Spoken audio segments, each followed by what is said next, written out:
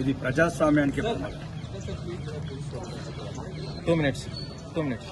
ప్రజలందరూ ఎందరో కోట్లాది మంది కోల్పోయిన త్యాగాలు పానాలు ఈరోజు ఆ త్యాగదనులకు రుణం తీర్చుకోవాలి.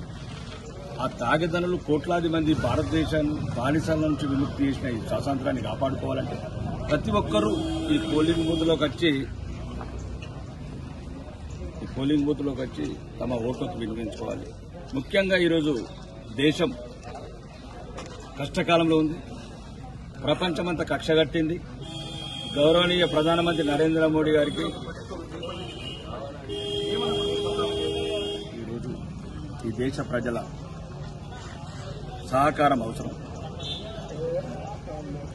ఈరోజు దేశంలో జరుగుతున్న ఉగ్రవాదాన్ని, తీవ్రవాదాన్ని కొద్ది వరకు అంచనా జరిగింది.